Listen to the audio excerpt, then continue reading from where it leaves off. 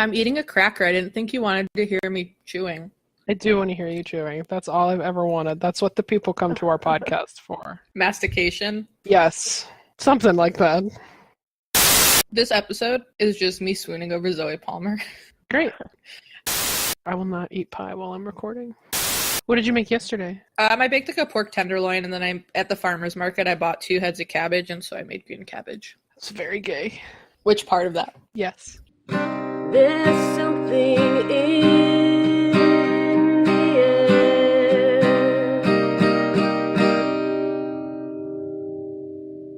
Hello, everyone, and welcome to There's Something in the Air, which is normally a spoiler-filled Wynonna Earp podcast, but... We have no spoilers. We don't, because we're just right in the season. So what we're doing is we're just doing quick reaction episodes to season 3 as it airs. I am Monica. I am Michelle. And we are joined by friend of the podcast, Heidi. Hello, again. We are extremely grateful to Heidi for coming on. This week on Twitter, I saw her shouting about some awesome theories about the mythology on the show, and I was like, yeah, I think we need to have you on. This is, this kind of episode with all of the exposition that we had and all of the potential theories with Waverly, with Mama, with Nicole, with Bulshar, with, everybody, except for maybe Doc. I think that was pretty clear cut. It's just such a great episode to have Heidi on for, because you always do have the best theories. Thank you. I have no theories because was there plot in this episode? I was just staring at Zoe Palmer. Comprehending nothing. Michelle will be handling Thirst Corner on the podcast this week. Oh, I was too busy being terrified of her. I don't know. Like Jolene and that kitchen knife, I ship it. God. And we are never sharing a bed together again. It's fun. Awesome. I took a sip of water when you said that, and I definitely spit it out on my notes. I feel like if we room together at Earpapalooza, there's a good chance that I'll have to share a bed with Michelle, and I'm gonna have to check her bags for weapons. No doubt. I have so many comments I can make, but I feel like it's just gonna make it worse, so we should move on. No. We should sit in this for a while. Make your comments. No, I'm good. Fine. Zoe Palmer was amazing in this episode, and just her gradual shift from happy-go-lucky girl next door, everyone's best friend, to, sociopathic murder demon, and watching her get progressively more and more unhinged was awesome. It was so good, and she sang in the middle. With no voice, or a voice coming back, I believe she said. Yeah, because she was sick, right? Yeah, and they postponed her filming by a few days. I'm sure they couldn't do more than that. And so she was just getting her voice back, and then they're like, oh, by the way, you have to sing. So yeah, pretty impressive. Maybe they ADR'd it in afterwards. She was really good. Yeah, she was amazing. Oh. She stole this episode. And everybody was in this episode except Jeremy, and everybody was awesome in it, but fucking Zoe Palmer. I thought Doc was really good this episode. Everyone was fantastic. His whole demeanor when he got snickerdoodled it was really good. I really liked him in this episode. I think he did the best job out of everybody of having that transition from being not drugged by snickerdoodles to be the transition was just so obvious, but in a really smooth way. Yeah, and I was just going to add that he seemed to have more physicality about it that made it more noticeable. That's true. I agree. I really thought too, Megan Follows, holy shit. Uh-huh. She was so fun and so mean. So, fun. Her mocking which was awful, obviously, but her mocking Waverly, and then calling Jolene a sexy bitch. Yes. Yeah. Life goal to get Megan Follows to call me a sexy bitch. I would die. And then she jumped on that dude's back in the bar. Whoa! And then slapping Doc and the I don't remember what she said to him, what the drink was called. I was like, that's my line of the episode. That was amazing. It's called having don't have a stealth wife while you screw my daughter, you prick, or something like that. Yeah. I saw someone on Twitter, I don't remember who it was, who wondered if she ever finds out about Shay, is she gonna make the same Right. joke for Nicole? I feel like it'd be I mean- worse. Her reaction would be worse if she knew that he was Wynonna's daughter's father. Oh yeah, she doesn't know that. Oh, I guess she doesn't. I just assume that people know stuff. Like, I forgot that Wynonna didn't know that Kate was Doc's wife. This show doesn't do exposition a lot, but that bar brawl was just like, we need to move on and everybody needs to know everything, so we're just gonna throw out all the facts real quick so everyone's on the same page. I loved it. Yeah, It was so great. fun. It was a fun episode. And then I sat down and started to write about it. And I'm like, okay, so all of these things happened.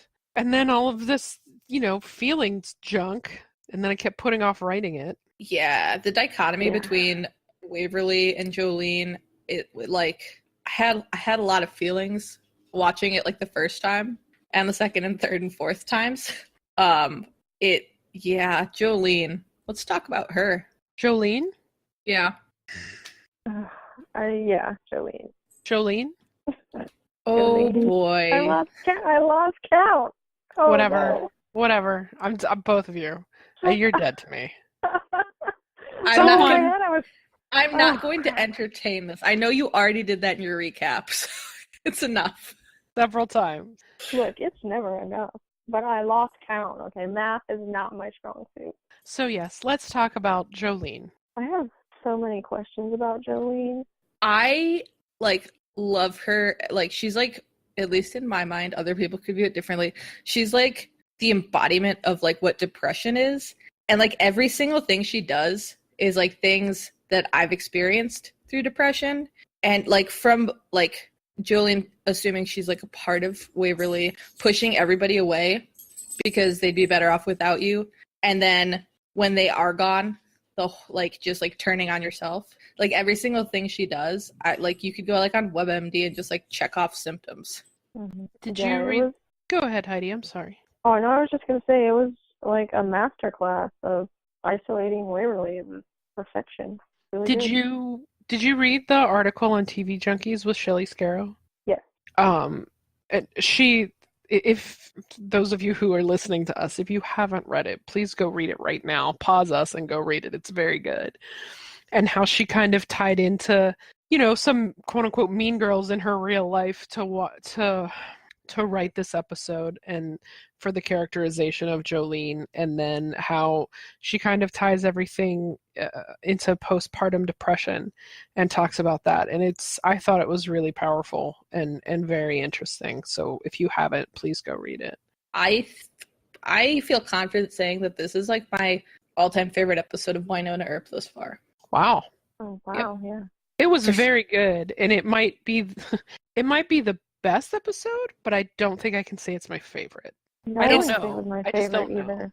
It's definitely mine just because like anytime there's like some sort of like thing that I can like relate to and latch onto, that's where my favorite episodes end up. Yeah, that makes sense. It was really good and very well done. I need a full season before I decide. I need some time. I'm sitting here trying to think of what else happened in the episode, even though I've watched it like 4 times. I'm like, there was Jolene. Why? Oh, also, why do people why is everyone on this show okay with somebody just like shoving desserts in their mouth? So I think that Jolene's power over everybody is twofold. So I think, they get almost glamored, like the vampires glamored people, when they eat her baked goods, not a euphemism. But before that, like there's some sort of, not hypnosis, but something like that, where they just become very susceptible to whatever she wants to do. They don't follow her blindly like they do after, they eat her special cookies. But I think that there's a preliminary sort of aura about her that gets people to do what she wants them to. And what she wants is to shove desserts in their mouth. Yes, and make them Well, hate Waverly. I mean, and we didn't see how she got them all originally, except Wynonna, right? They were already at the table. So Waverly sees her in the barn as herself, screams, and then they're in the kitchen. So we don't really know how she got them all originally. And by that, when she got Wynonna was sort of so trying to figure out what was going on. And where did she get where did she get all the baked goods from? Yeah, that's what I tweeted. I was like, those can't be real baked goods. There was 2 instances. One's Mama, when they're in the barn and she shoves something in Mama's mouth. And then once with Cat, or not Cat, either. Nicole, she takes a bite, and they both kind of make like a ew face, like, ew, what is this? And I swear they weren't really baked goods, but there'd be no way you'd have time to take all those and ice them. I also like when you cut to the barn, where for the scene where Mama's gonna meet Jolene, like when they pan into the barn on like the side like shelf, I'm pretty sure there's just like a basket of desserts. Yes, there is. And it's like Jolene has been strategically placing desserts everywhere so that she can keep them drugged. I really liked how much detail the writers put into what everybody's favorite dessert would be. Yeah. I thought that was really cool that everybody kind of had their own. And Heidi, I love your question of, what would be yours? I mean, all the credit to Megan, because she asked what would Willa's be, and I was like, well, now I need to know what everybody's would be. Megan gets enough credit. She doesn't need any more. All right, I'll take all the credit. It was the highlight of my day. I've never had so many baked goods on my Twitter feed. I was like, this is amazing. I want to try all of these. Michelle, what would yours be? If you answered, I didn't see it. I didn't. I haven't been on Twitter that much. So Heidi asked if Jolene was trying to glamour you, what baked good would she make for you? Yeah. Heidi's were scotcheroos, right? Yes. Which I'm excited to make maybe for your birthday next year. Yeah. You see, my mom didn't like marshmallows, so I was probably like 15 when I learned that a marshmallow treat or a Rice Krispie treat was marshmallows, because I had never had one, because my mom made them with peanut butter. Well, I love them, so maybe I'll get Chris to make them for you. For you. I like how you started with I'll make it for your birthday and ended with Chris will make it. Obviously, I'm not gonna make it. Let's be real here. I don't like baked goods all that much.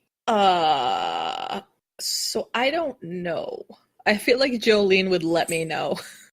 Like maybe a nice garlic bread? I mean, garlic bread's good. So basically, she just has to shove something in your mouth and then keep plying you with it. Because once you eat it, then you're glamored and you like it. Just not gonna comment. I know. I knew you said that.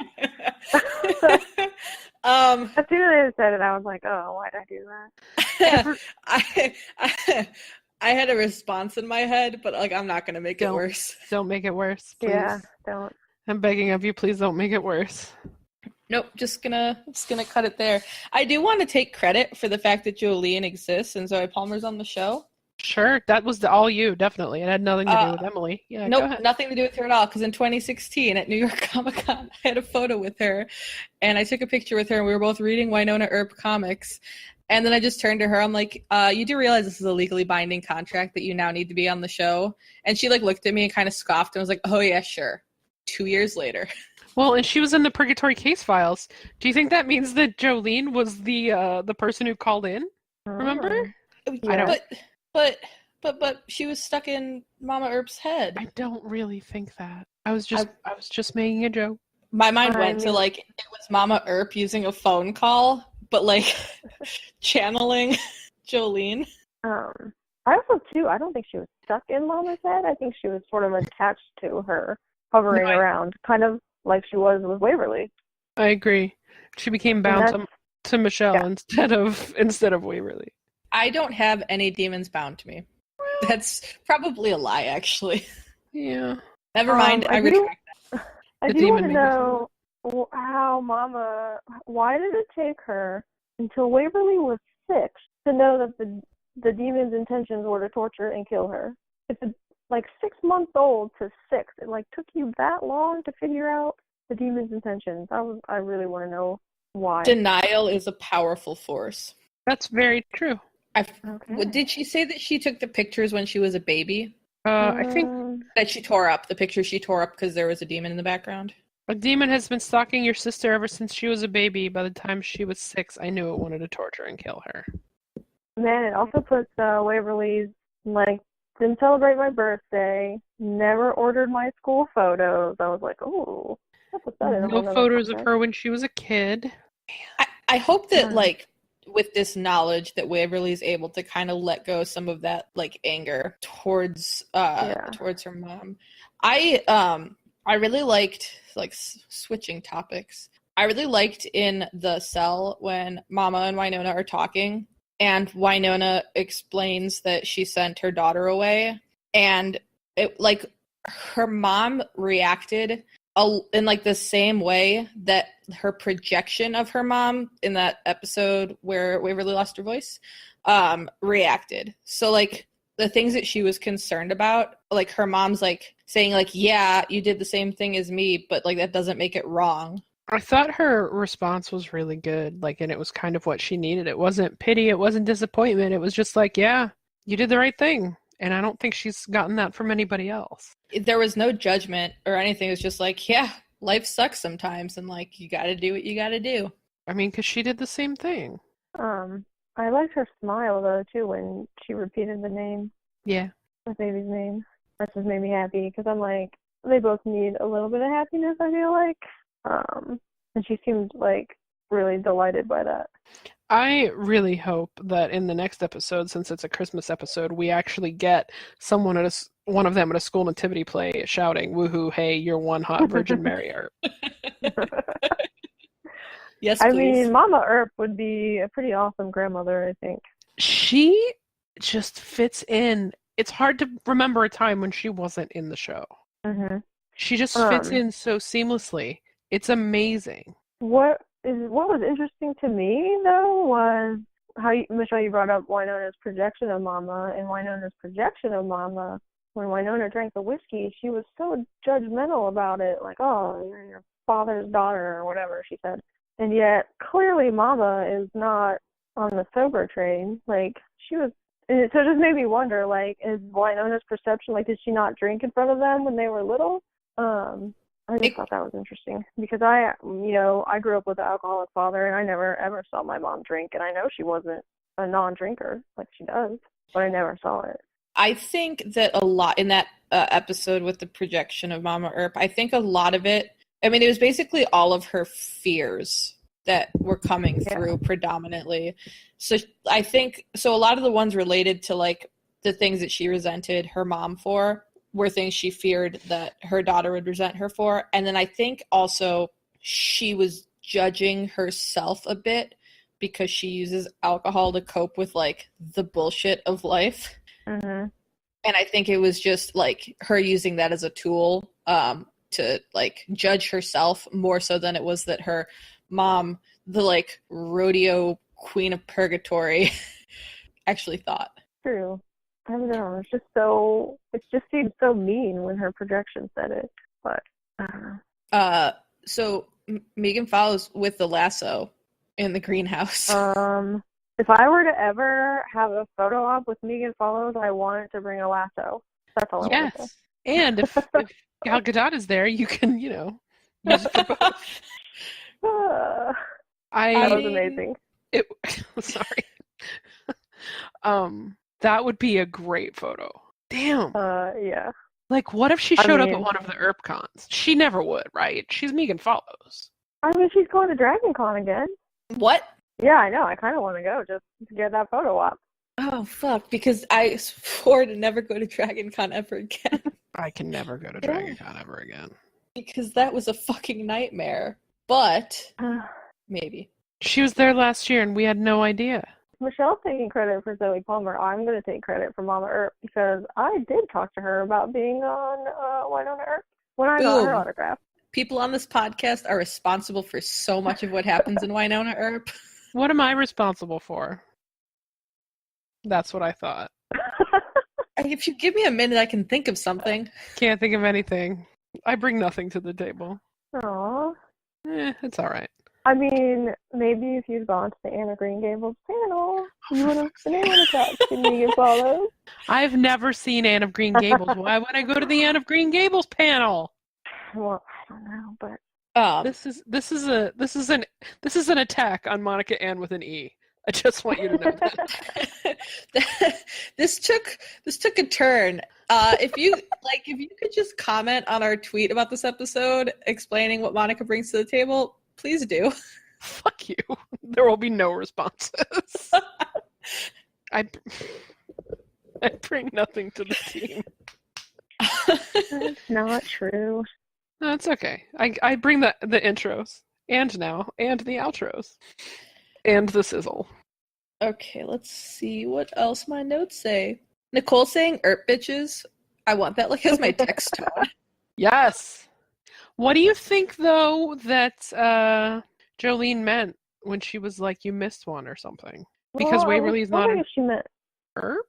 Well, I was wondering if she meant herself because you're like, I don't know. I initially thought that she was just talking about herself because like Jolene is a bitch, but it's also this show, so like there's probably like another Earp like in a different well somewhere or something.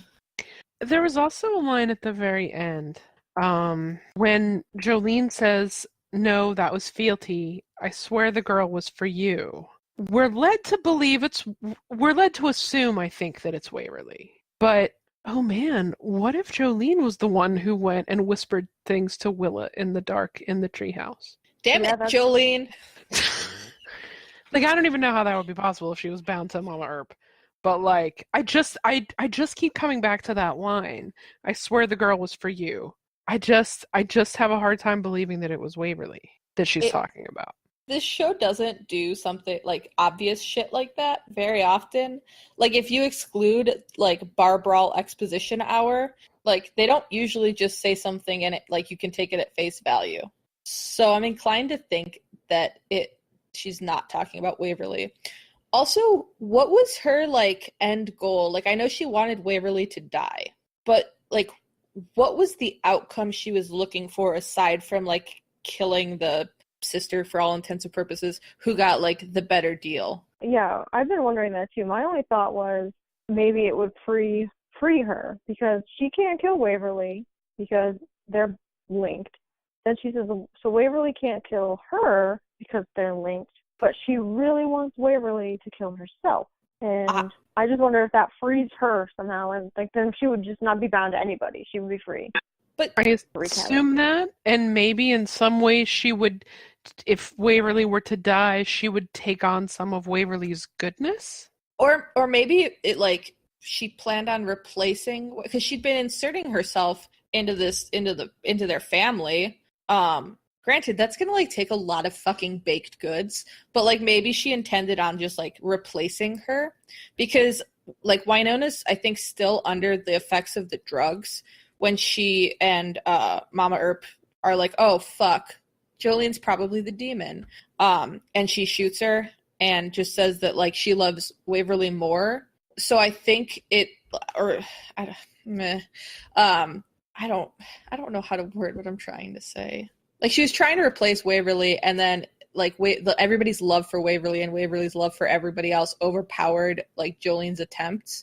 But it seemed like she was just doing her best to make them like love her more. I mean that could be too because when she approaches the Revenant guy, the guard in his car, and he says something like, "Are you part of the family?" And she was like, I think she said like, "Finally," something like that. He said, "Are you with the Earps?" I think. Are you with the Earps? And she said, "Yes, finally." My nit to pick for this episode is that scene. How much blood that comes from a tongue? No, I could believe the blood, but that was a lot of blood. That was a lot of blood. I'm sorry. I feel like I don't know enough about like anatomy to determine like how much like blood vessels are in like your tongue, so I don't know. But what I do know is physics. And she's holding the knife in a way that would cut away from the windshield, and like the blood spatter would like implies that she cut towards the windshield. I mean, we have to have the dramatic effect. She could have held the knife the other way. Actually, it would have messed up the camera shot. Either way, she was holding the knife the wrong way, and unless she like really quickly switched sides and sliced towards the windshield, you wouldn't have gotten that blood spray. I'm done now. I got nothing on that. But Do you want to know my Willow theory that has Yes. to do with Jolene? Always. I love to talk about Willa, the best Earp sister.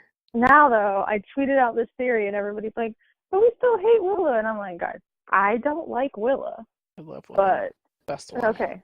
So, the whole thing about Jolene can't kill Waverly, Waverly can't kill Jolene, she wants Waverly to kill herself, got me thinking, if she's been around since Waverly was 6 months old, I don't think she was out making baked goods, getting Willa under her thumb, but I was just wondering if maybe she was, like, Willa was already Ward, right? She was already kind of mean, but she wasn't mean towards Wynonna. Like, she seemed to have a real, like, affinity for Wynonna, and then when they're in that barn scene in season 1, like, a real sense of, like, nostalgia for when it was just the two of them, right? So I feel like, I don't want to say she loved Wynonna, because I just don't like Willa, but I don't think she was evil to Wynonna. And we know she hated the baby. She hated when they brought the baby in the house. There's something wrong with the baby. So I think she was able to sense Jolene was there the whole time, and that Jolene sort of latched onto that meanness that Willa already had. And so when Willa threw the stuffed rabbit out onto the ice, for Waverly to go get, that was an attempt to kill Waverly without anybody actually having to kill Waverly. It would have been an accident, but it would have still been kind of Waverly's own hand because she's the one who went out onto the ice. Like, nobody pushed her onto the ice or held her under the water. She went out on her own and she would have drowned. And then the second instance is when Willa gets her to walk on the beam. She says she's 4 years old? Or 6 years old. No, 4 years old. She gets her to walk on the beam by sort of blackmailing her, like, oh, I know that you went through Daddy's stuff, and I'm going to tell him if you don't do this. And again, if Waverly fell and broke her neck, it would have kind of been her own fault, right? It would not have been somebody else's fault, even though it's all Willa's fault. But I don't know, I just thought it was interesting that maybe she was being influenced by Jolene the whole time to get Waverly to kill herself. But when Waverly was in the barn on the beam, was that after their mother had left or before? No, or I looked it up.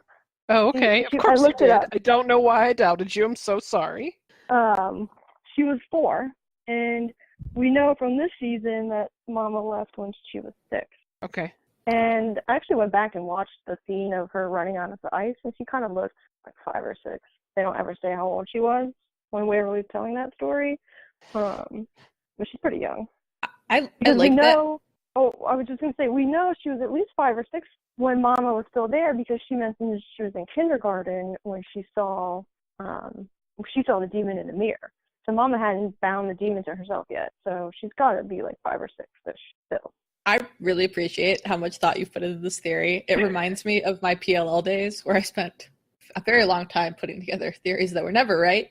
I like that because I was thinking about Willa's animosity towards Waverly, and my first thought was that she's like, oh, she just she knows that Ward isn't her dad and therefore resents her because her mom cheated. But then I thought there's no way that she would know that.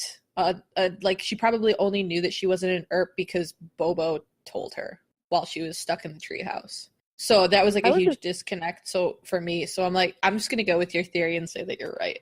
Well, okay. So my other theory is I'm still not convinced that Mama is her mama biologically because it goes right back to the diary. Like the way Willa wrote, they brought the baby into the house. Like Mom didn't go have a baby. They brought the baby into the house, which is just a weird way to say that. Then she says, and something's wrong with it. So that's where I'm like, she knows something's wrong with it, and Jolene's what's wrong with the baby, right? Maybe. But then she writes that Mama said, we have to do what is right. And so my big thing is we know Ward, he's not a kind man. And if she cheated on him and got pregnant and had a baby, would Ward really give a crap about doing what is right? Like, I just don't see it.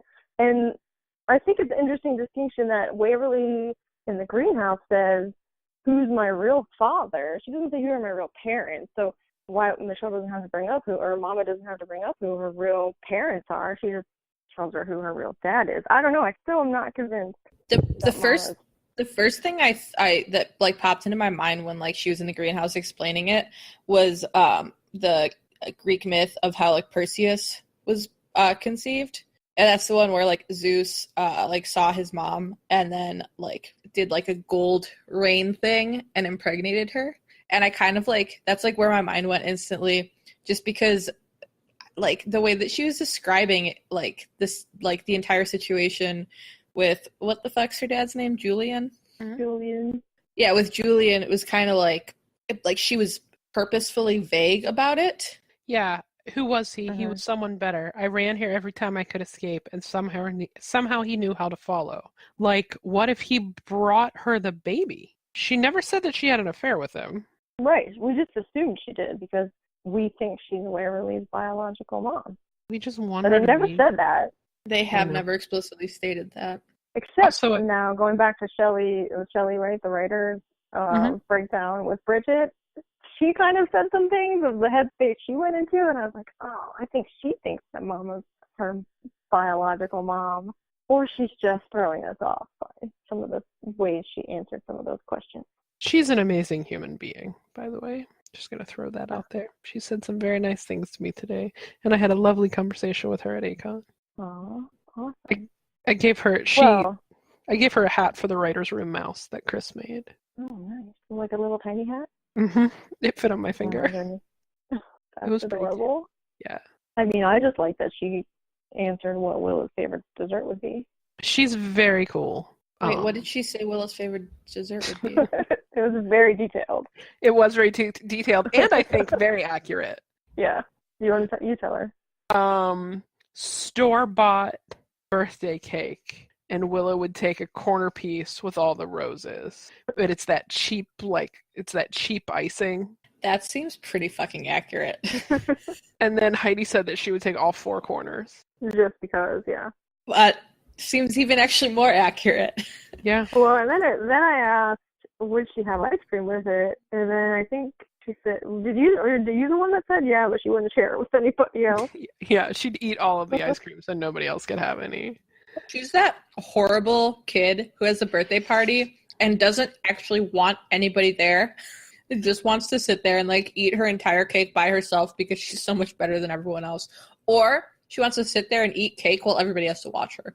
I don't Yeah. want to watch her eat cake, if that's an I option. I don't either. I just think it's interesting, though, that Mama hasn't even mentioned Willow. Not like one time. Nope, not once. She doesn't know. No, we don't know what Wynonna told her when she first went to jail, psych ward, prison, locked facility, wherever she was. So it's possible she knew she died, but I'm guessing she doesn't know that she didn't really die, but she's probably dead now because Wynonna killed her. Although I stand by the fact that I think we will see Willow again. Yeah, I'm not ruling anything out because they keep saying, like, the little descriptions I see people tweet keep saying, like, a familiar face comes back to purgatory. Oh, I assume that was Mercedes. Well, it's in more than one episode, I thought. Oh, is it? Description. Oh. Yeah, because then people were like, oh, maybe Willow, or maybe Juan Carlo, or... It was what did you say? It was more than one episode? I thought it was. More than one episode is definitely Danny fucking kind. Like she's Yeah. not a special like a one episode guest star. Like she's just gonna be there. That would be. Can you imagine her and Mama Earp in a scene together? Oh What? my God. Holy What? shit. Like would be amazing. drinking and roping.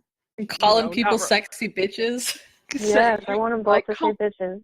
calling each other sexy bitches. I got very animated. My hands are waving around. Oh, I just got really excited too. Like I need that scene now. Yes. Like, you're a sexy bitch, Mercedes. No, you're a sexy bitch, Michelle. Okay, that felt weird coming out. For our Patreon supporters this week, me saying you're a sexy bitch, Michelle, will be available as a ringtone. Please don't. Please don't download that. Please don't. Cut it out. Just bleep any of those words. We'll see if that survives editing. It will. Yep, It it better. definitely is going to. Because I only embarrass myself, and you, no matter who's editing this podcast, that is always left in. I would like to say that Jolene technically did not die. No. I What was if- And I really thought that when she shot Jolene that Waverly was going to also be shot. Oh. I thought it was interesting that she shot her in the stomach. And that Peacemaker, I mean, I guess, is that like a stake in a vampire's heart? Like you have to shoot them in the head to send them to hell?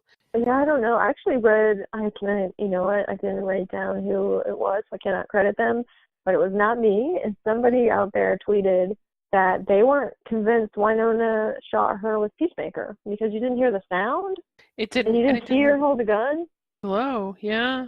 So whoever said that, you And- can let me know because I and feel bad I Wynonna- did not write it down. She doesn't say, like, make your peace like she does with the other demons. She's just like, I love Waverly more than you, bitch. Pow. Zoe Palmer's such a good actor. Like, when she's getting, like, attacked by Bulshar's tree, like, she was just doing that in front of, like, a fucking green screen. I know. Like- I saw that clip. Like, that's insane to me. I, like, don't understand how people act. Yeah, it was really good. Something that I wrote down and tweeted when I was watching it, the first time that Jolene like swaps faces from like Zoe Palmer to Demon, she totally looks like a Buffyverse vampire. Yes. And then later in the episode, when she switches from Zoe to Demon, she looks like Anya when she's a Vengeance Demon. Yes. Yes to both of those. I was like, so they just like borrowed shit from Buffy? Well, so Jolene kind of separating Waverly from everybody reminded me very much of season 4 Spike at the like towards the end of the season when he was kind of trying to pit the Scoobies against each other. And then Yeah, I can see that. her just sort of showing up. Sorry, I said this in my recap, so if you read this recap, this is boring to you, but Michelle did not, so I feel the need to bring it up again. Her just showing up and like being everybody's immediate best friend reminded me of Jonathan in Superstar. I just want to point out that I do read your recaps, just not before you record. Oh my god. You sound very guilty. I just don't want people being like, what? You're not friends with Monica if you don't read her recaps. Nobody cares. Nobody cares if you read my recap. I don't care if you read my recap. I just wanted to tell you the important parts. I agree with you on the Spike and Jonathan thing. Well, great. Like, I'm not going to fight you on that because that seems pretty spot on. This episode felt very Buffy to me. Like taking a ridiculous supernatural situation and then when you weren't looking turned it into it became about something very, very serious and a very important real life situation and problem. Like who among us hasn't had our own Jolene, both personally speaking, external, I could name names right now, and internal. Like, you know, that bitch telling us that everybody would be better off without us. I mean, this episode, man. This episode is my favorite, and I feel like it's probably because I just love projecting shit on TV shows. Because like that like scene in the greenhouse where like Jolene is just like manic and like closing down on Waverly, and she's just like, you gotta fuck. Like I've been there. Like me and my Jolene have like had that fight. And so it was just like watching something that I related to so much get played out on screen by two like amazing actresses, and it was just like, yes, this is accurate. And while it's really dark, I also love watching it. It was really good. And it was really important. I mean, we've talked a lot, and I've talked a lot, like on my blog and stuff, about the importance of representation. But, you know, even just for me personally, being gay isn't the only thing that I am. Like, it's nice to see that rep, but it's also nice to see people go through some of the same struggles that I have. You know, the dark times and the, you know, worrying that nobody likes them and that all of their friends are fake and everybody seems mad at you and you don't know why. Like, it was it meant a lot to me to see that on screen and to know that I wasn't the only one who felt that way. I really appreciated it because normally like the depiction of somebody with like any mental illness, like especially like bipolar disorder, is very like, it's like not great towards the person with the issue.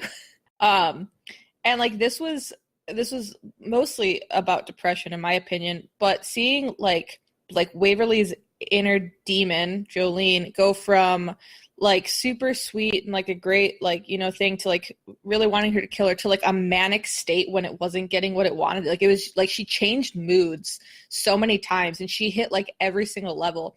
And it was just nice seeing like that being represented in a way. Like it's not just somebody, like it's not just depression. Like there are like all these different levels of it.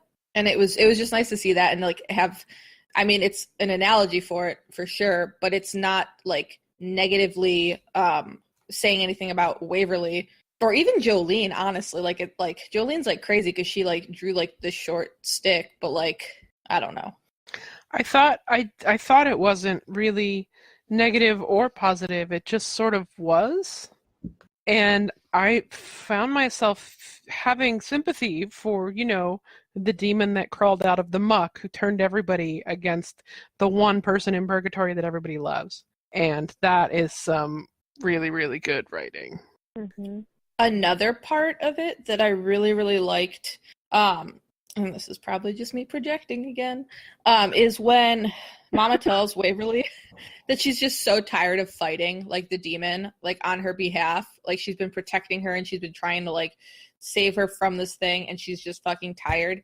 And it reminds me of like when someone's trying to help a loved one that's like suffering with like depression or some sort of mental illness, and it gets to the point where they're so tired of it that they almost start to resent the person.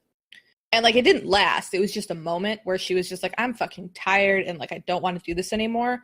But that's like it, like instantly it reminded me of like that type of situation. I think there were a lot of parallels to be drawn between Wynonna and her mother in this episode, and I think that's just one of them. Like, I think they're both probably so tired and just feel like they cannot even take 2 seconds to take a rest. I think maybe next week, I mean, hopefully, since Jolene is you know, treed, they feel like at least Mama feels like she can sort of breathe a little bit easier for like 5 minutes, except for the fact that she's technically a fugitive from the law. I liked that like nobody thought to change the escaped convict out of her prison uniform until they decided to go get drunk. Like they were running around purgatory to like get rid of this demon, but nobody was like, hey, do you want like a pair of sweats and a hoodie that isn't just like prison red? They put a fur coat on gave her a coat. Yeah, she got a coat. What more do you want, really? Because according to Monica's weather report, not everybody gets a coat. That's correct. Or a good one. Not everybody gets pants either. Weather. That's correct. Not everybody gets pants. Because Jolene was in a fucking skirt when Waverly decked her in the face with a shotgun. Oh, right. I was thinking about when she slapped her at the bar. Can we talk about the bar fight for like 30 seconds? We can talk about the bar fight for longer than that. Dude, like, Waverly threw a piece of fucking pie at her. Like, and look at that gif. Like, she is going. Like, and she threw pie. That's hilarious.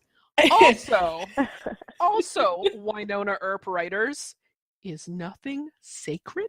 The taps? The smile and wave? How dare you? Just kidding. It was amazing. That was really well done. I loved it. But it also felt like an attack. My first thought before I even like touched upon the way hot like invasion was, how have they not fixed that fucking tap? Michelle, I don't think the tap was really broken. I know, but that like when I saw that, I was just like, wait, did you not fix that? And then I went with the way hot thing afterwards. I see. My favorite part of it was just when Waverly threw her beer on Wynonna and the yell that Wynonna gives. Yes. That was my favorite part. I loved where like Waverly's like, everybody's turning against me, and I feel guilty about it, like I don't know what's happening, and she sees Jolene like flirting with Nicole and like just pulling like a way hot memory out, and she's just like, oh fuck no, and she just attacks her, just loses it, and I loved it. I loved it. It was so good because it's like mild-mannered Waverly who's just out to please everybody and doesn't want to piss anybody off, but like somebody like invades her relationship with Nicole and she's like, I'm ready to throw down. Despite that, I'm actually gonna be pretty upset if Mama doesn't like deck Nicole, because she punched Doc, she punched Kate. I just think she needs to punch Nicole just because. But I wish that it would have come to light that Nicole was married to Shay during the fight, because everybody was in like this drugged frenzy, and it would have just like. And the thing was like Jolene was like telling everybody each other's secrets to like pit them against each other. And it seems like a lost opportunity for Jolene to not tell Mama that, like, oh yeah, like, you know, Doc's married, so was Nicole when they started dating. It feels like it would just be like a nice little thing, and then like Mama could have just like punched everybody. Give her time. If there's one thing I know in my heart, Michelle Gibson is capable of punching every single fucking person in purgatory. I like how you felt the need to like add the Gibson, even though it wasn't necessary. It was necessary. I don't need any more awkward sound bites. I mean, I'd punch everybody in purgatory, whatever. The only person she maybe couldn't punch is Randy Nedley. I love when they, in unison, were like, "Look down that tart." It was great. Also, it made me want butter tarts, and I'm like, what the fuck is wrong with me that I didn't get any when I was just in Canada? Chris is glaring at me now, and I think we're getting a divorce.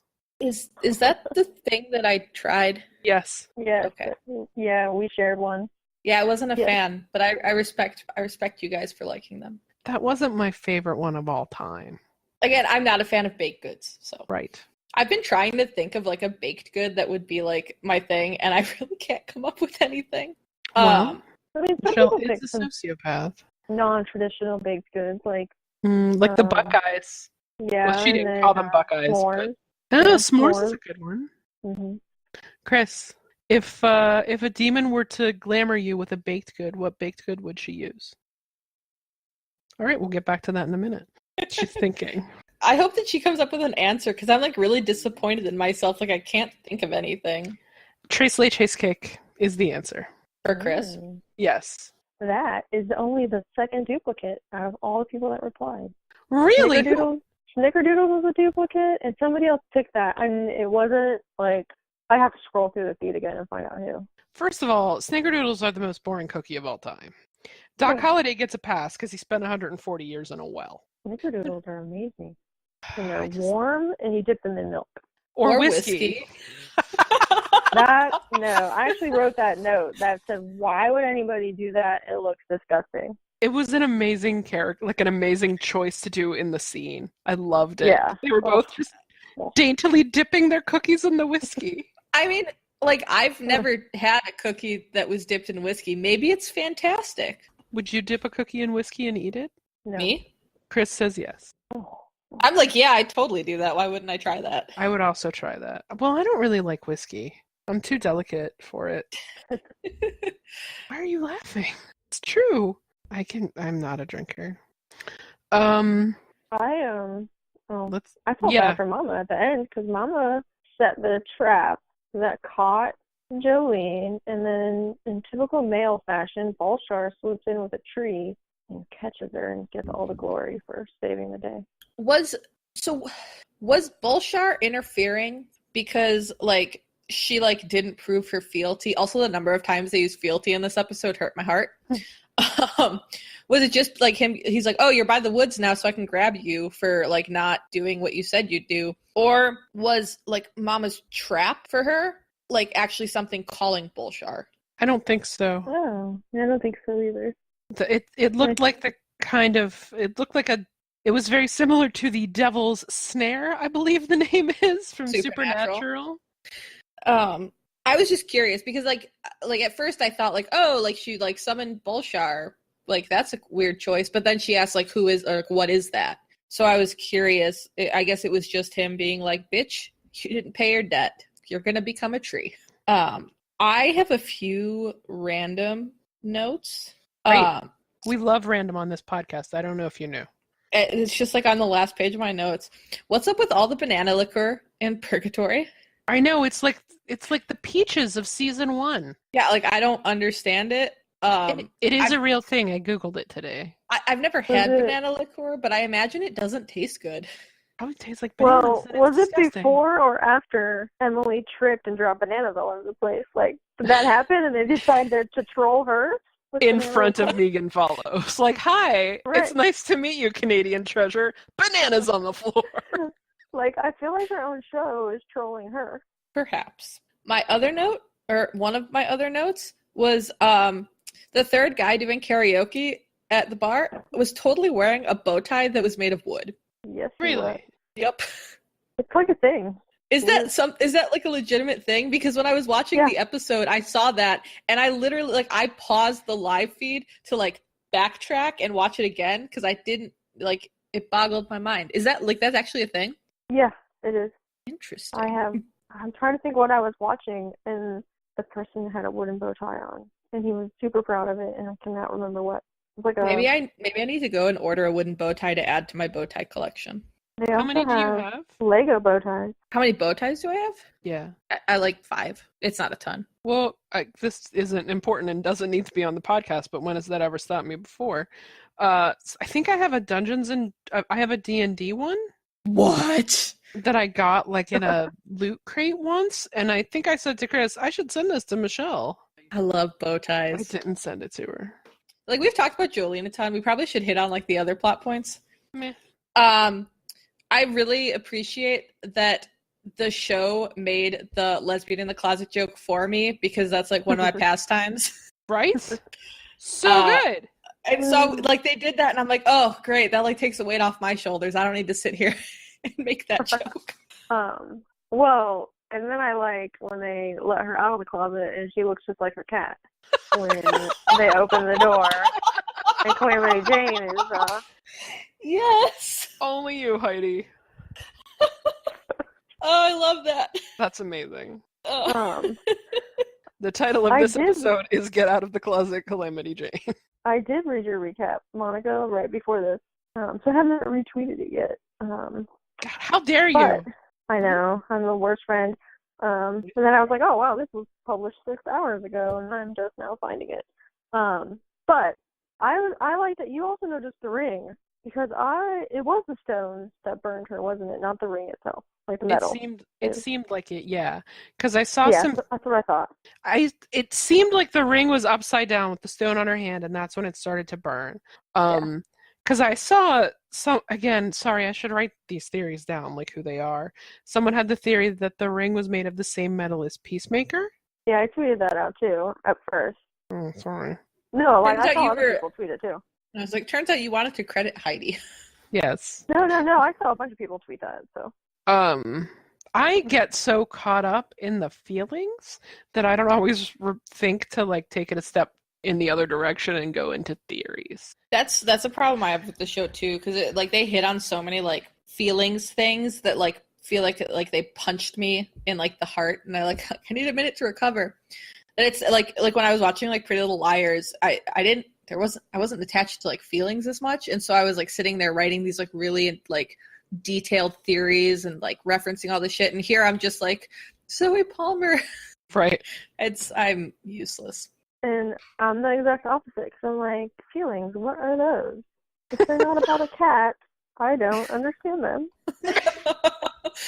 Robot Heidi. Robot cat Heidi. Yeah, I think it was definitely the stone, though, because it was in her hand for, it obviously wasn't a long scene, but it was in her hand, and it wasn't until it flipped over that it burned her. Do you think Doc showed up at the homestead looking for Nicole, or did he show up looking for that ring? Wow, I wondered why he went there, but again, it didn't take a step further to, like, I didn't go further than, I wonder why Doc was at the homestead. I couldn't think of a reason why. Yeah, because there was no scene where, like, oh, he stopped in and, because the last Nicole's at the homestead. The last thing he heard was like Waverly telling him to talk to Nicole about the ring, right? Yeah. Mm-hmm. Unless he has some sort of weird tracker on her. Like, I don't know why he would go to the homestead. They haven't moved in together that we know of, right? Yeah, No. not that we know of. And why do you think the ring was there? Everybody was like, oh my god, it went back to Nicole. And I'm like, but it wasn't at Nicole's house. It was in Waverly's room. I think it went to Waverly. I do too. But how did Doc just, like, palm it? Yeah, well, that's the other thing I wrote, that Doc and Nicole are pretty sneaky, because we never saw Nicole pick that ring up off the ground when Mercedes, like, went poof, and she ended up with it, and then we never saw Doc pick it up off the floor. Yeah. Now he's got it. Have we... Nicole was holding the ring in the season 2 finale, right? Yes. Yeah. Okay, so we've seen her, like, okay. And she held it in this episode, I think, too, didn't she? But never like last episode. Well, yeah, and then last episode when she chucked it in the woods like a fucking moron. But we've never somebody seen. who's never watched Lord of the Rings. So, like me? Oh no. Oh, Oh yes. boy. I have seen some of them. Oh boy. What? This is a hurdle in our friendship. We'll get over it. Listen, I take personal offense when you make a movie that's 3.5 hours long and you put in a scene with a waterfall for like 45 seconds towards the end of hour 3. Like, that's just mean. I had to pee. Oh, that's great. Bye. Okay, that's fair. I think I've just angered Chris. Are you dissing Lord of the Rings?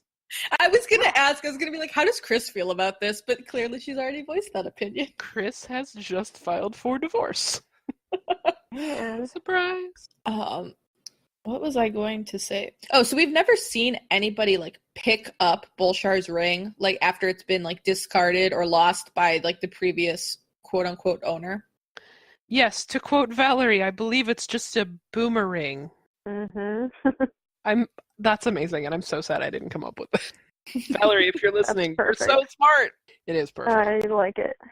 Bobo, once again, It's disgusting. Michael Eklund fucking killing it in that dirty, disgusting well. He ate Eating something. Bugs. Yeah. Yeah, oh, didn't that he was eat something so off the wall? So gross. I mean, look. Now that he can leave the Ghost River Triangle now, right? Yeah. Can he?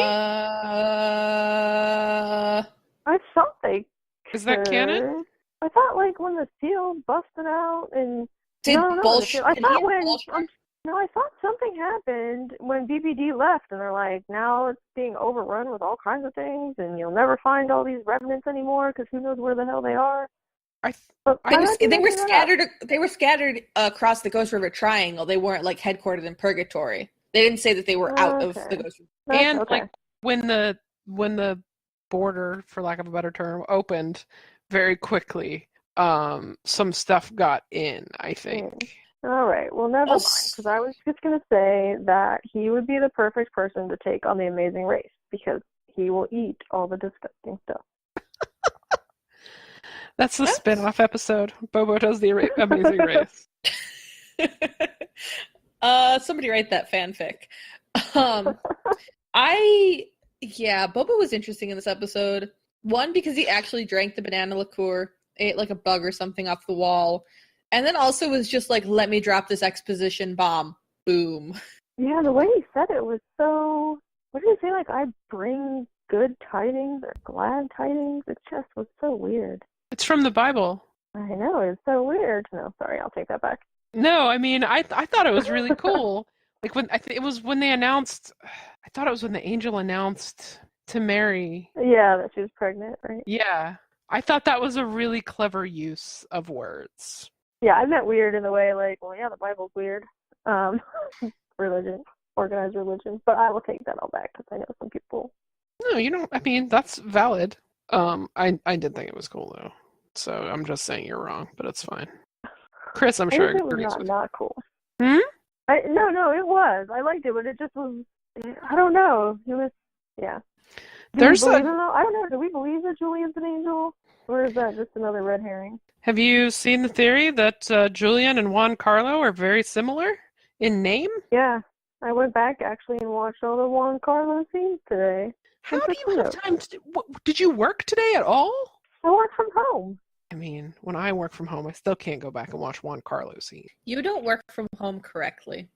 Well, and I actually did it between 5 and 6. Oh. Actually, take that back because your job requires you to like be paying attention. Me? Yeah. Yes, my current job does. My current job is sitting alone in my house and editing our podcast.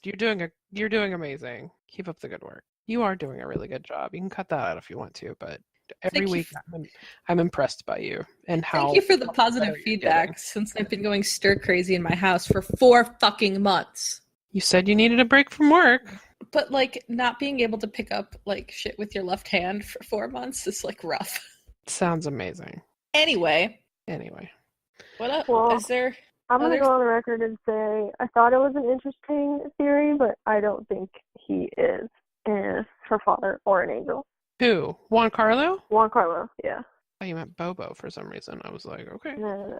It is an interesting theory. I don't know. Like, they have everything planned out so well, and like, we can guess all we want, and we're never going to figure out what it's going to be. And I kind of like that. So that's why I don't necessarily spend a lot of time theorizing. Sorry.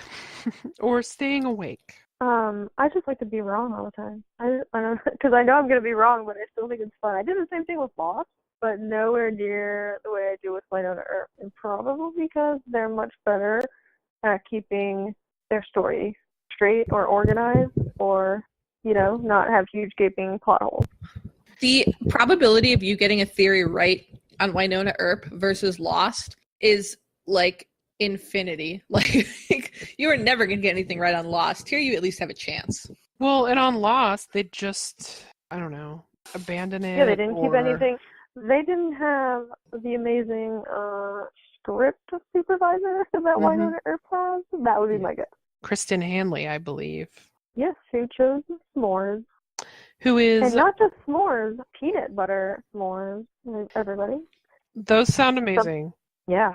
Also, not to sound like I went to bragging camp, but I met her last weekend, and she is super nice. I sat with her at a couple panels, and she was just so sweet and just so excited about the show, and just very nice. Everybody I met last weekend was great. I watched her panel, and she seemed really awesome, and the panel was really interesting. I was surprised more people weren't excited about that fuser thing that they announced, but I don't feel like they've announced it properly yet. I agree. I was kind of confused as to what it was exactly. What are you guys talking about? I mean, there was like a panel at ACON of like the digital media and like the Purgatory case files, and I don't the what? Sorry, I missed what you said. Transmedia. I don't know. What are you? Are you saying transmedia? Yeah. I don't even know what that means. Yeah, I don't either. I'm like, I don't know what that means. It's like when you use like multiple platforms. Okay. Well, it's like the Nicole's blog thing that they did. Purgatory case files. Yeah, it's like what like Carmilla did. Okay. Well, they're coming out with a thing called, from what I could understand what it was, Fuser. They're basically going to give you all the Wynonna Earp content and make it super easy for you to make GIFs or clips or take, stills to use for your fan art. They're just going to make it like super accessible. It's pretty cool. And you can do it right all from the site. They're behind. They wanted to be able to launch, I guess, when the show premiered this season, but it's taking longer. I think they said September is when they hope to launch it. That's going to make everything so much easier. Yeah, he said, lots of shows want to restrict that content, and they decided, well, why don't we just give it to you and then help you, make whatever you want with it. Well, I think that that speaks, this is completely off topic, but Orphan Black was the first show that really embraced fandom, using their content to create their own art or gifts or whatever it is. And they didn't have the best ratings and stuff, but the fandom being that interactive is what kept the show going for 5 seasons. And Wynonna Earp's jumping on that bandwagon, that's part of why Carmilla was so successful, was just that they were accepting of the fandom stuff. Because there are some shows that'll block YouTube videos that use clips from their show and shit like that. And shows are starting to embrace the fandom using their shit for their own art and stuff. And those are the shows that are most successful. Yeah, I would agree with that. Is there anything that we missed? Probably. Heidi, go to the notes. Oh, I was wondering, I was 50-50 on if Doc was going to take Bolshard's offer or not. And I feel like the only good thing that came out from Jolene in her chaos was a wake-up call to Doc. The things she said to him about not being a useful part of the team. And then what's he do? He gets the ring and he puts it on his finger. And he's like, if I'm going back to hell, I'm taking you with me. I was not sad that she cut the tongue off of that Revenant either. I think that was, as plot-wise, that was probably the most important thing that came out of the episode. Character-wise, I think that her interference just like reinforced to like every single interpersonal relationship in the show, like how much people like each of them mean to each other. Because like when Wynonna called Waverly like her half sister, Oh my like god. I was like, oh my god, like it hurt me. Like, Like I was in pain for like a second. I was like, oh shit. that hurt the worst. A close second was the feeling of betrayal I felt at the writers for those damn broken taps and the smile and wave. I it was so weird to watch the way hot scene in the police station where Nicole is just being like a raging bitch to Waverly. It just like I couldn't accept like Waverly being like or Wynonna being cold to Waverly. Like I could it hurt, but like I get it. But watching Nicole be rude to Waverly, it just like it like I couldn't process it because it like made no sense at all. It was For very me. confusing. It was very confusing. Because like Nicole and Waverly is just like I don't like I get it because like when you're in an established relationship like that, like you have fights and like shit like that comes up. So it was realistic in that aspect. But it's just like we've never seen any side of Nicole that was anywhere near that. Like we know that Wynonna can be a bitch. So like seeing that it's like, oh, that hurts, but like within her character that makes sense. But we've never seen a side of Nicole anywhere close to that. So watching her go like full stop on like against Waverly, it was like it just was very confusing for me. It hurt. Yeah. Well, then right after that, Doc finds her, and he's just as mean. I mean, props to Dominique, because this whole episode, I was like, I don't even know how you're doing it, because it was so painful. All of it was so painful. It had to be rough. I feel like the scene with Zoe and Dom in the greenhouse at the end, like that's like a master's class in acting. Like both of them just like fucking bring it. Like I don't know how Zoe Palmer like managed to get like that manic energy, but she fucking did. And like playing against like that manic energy with just like absolute devastation. Like I feel like the people watching them act had to be like emotionally just like drained after watching it. And the crazy thing, if you watch the behind the scenes for the iTunes, is that's one of the scenes they filmed first. Oh my So they god. hadn't even filmed all the other crazy, painful stuff. So she said they hadn't really even met yet. So Zoe just didn't talk to her on set while they were filming that scene. After every like cut, she would stand up and she'd go off to the side and she would be like working herself up again. And they didn't really interact until they said they got it and they got to sit down in their chairs and just like let it all out. And then they were kind of like, oh yeah, you're Zoe and I'm Dom. Hi. That's So it was really. I feel like that's kind of a good strategy, and like I know that I don't know what like how they decide what scene they're gonna film in what order, but it seems like it's kind of like a really good strategy because if they like haven't interacted and they don't really know each other, it's easier to like for like Zoe Palmer to like act that way towards somebody she doesn't really know versus somebody that she like like knows in some way or is like friendly to. So like filming that first, it's like, okay, you're just like a stranger and I'm just acting. But then like if you know each other, it's like, well, it kind of feels weird being like this crazy bitch to you since I know that you're like a good person. Yeah. I don't know. I think it would be hard either way. Oh, without doubt. Unless you're like a psychopath or something. Which definitely Zoe Palmer is. You can tell just by looking at her eyes. You know, there was a while when I thought she could potentially be the potato licker, even after we met Robin, but her eyebrows is what made me realize she's not the potato licker. So, But Justin, I feel like she has a jaw. Her jaw is just so much like it. Like, they both have this, like, super square cut, chiseled jaw, and I was like, I don't know. But sorry, he was at Akon, right? yeah, I saw him the actor walk down the hallway, and I was like, hey, wait a minute, that's... And no one saw me or saw him, and I was like, well, I guess I'll just keep my mouth shut. Oh, I was gonna say, like, did he walk down the hall and people just started like yelling potato licker at him? People didn't see him. Oh, that would have been And- quite the experience for him. I can only imagine how cool it was for all of them to like watch in a room full of Earpers. It was cool for me too. Like, you know, you see something crazy happen, you turn around and you look at Emily Andress who's over your shoulder and you're like, what the fuck, Emily? You know, Instant feedback. Kat Zim and Marcy and I think all did that. We were all near each other. We were all sitting when it started. By the time it was done, everyone in the row of chairs except for Kat had stood up. and we're like standing behind them. That would have been amazing.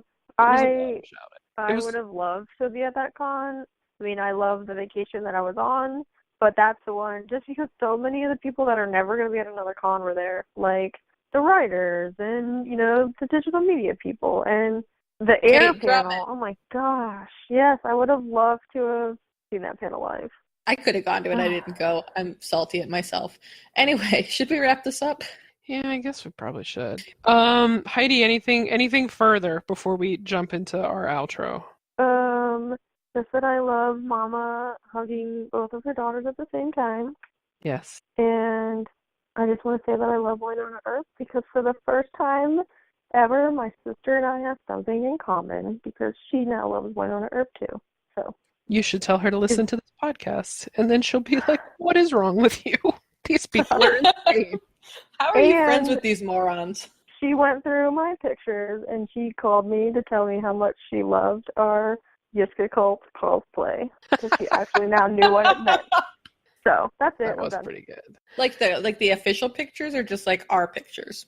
Like on my Facebook. She's like, she called me and she's like, I had looked at them all before, but I didn't really understand what was happening in any of those. And she's like, now that I've watched the show, she's like, she made her boyfriend Nick. She's like, I made him go. We went through all your pictures again, and we're like, these are amazing because now she understands who the people in the pictures are. So. That's fantastic. Yeah. Michelle, anything further? Nope. Well, all right. Thank you for listening, everybody. We hope you enjoyed it. If you want to give us any feedback, and I'm just now remembering that we got some emails, but we're going on 2 hours and we're just going to have to skip them. I'm very sorry. I do want to say thank you to the people who have emailed us their support, who reached out in email or message or in any way, giving us their support about our kind of change in direction. And also thank you to the people who have messaged us about theories. I love reading them. It's super fun. And if it had just been Michelle and me, we probably would have read them all. But we brought in our theory lady, so we didn't need to. But thank you very much. Please keep that coming. If you want to send us any messages of any kind, as long as they're positive, just go to our website, earpsplainpod.com, and all of our contact information is there. If you want to say anything negative, just find Michelle on Twitter and DM her direct. At McNick1291. If you are looking for me, I am at Lesbianzer. Heidi. Oh, sorry, I didn't know it was her. And I'm HiDizzle20. That is where you can find her. If you like us and think that we're amazing and at least a 2-star or more podcast, what? Okay, Chris is staring at my computer. Also, our podcast Twitter account is at earpsplainpod. Well, what did you say? Sorry. Whatever. What did I forget to say? The podcast. Right. Podcast Twitter, earpsplainpod. Whatever. We're not professionals. If you want to give us feedback, you can rate and review us on iTunes. You can subscribe to us on iTunes and Google Play. And we are now available on Stitcher, thanks to tech support, whose name is Michelle, not Gibson. Man, I really hope that all those application things went through. Fingers crossed. I think that's it. We have like a Patreon too that you can see on our website. All of Monica's Earp reviews are linked to our website too, or you can find them on her blog, lesbianzer.com. You can. You can find recaps for last season also on my blog. If you would like to find my ramblings about my recaps for this season, you can find them at The TV Junkies. Like I said, thank you for listening. We hope you had a good time. And remember, it may be a shit show, but it's our shit show.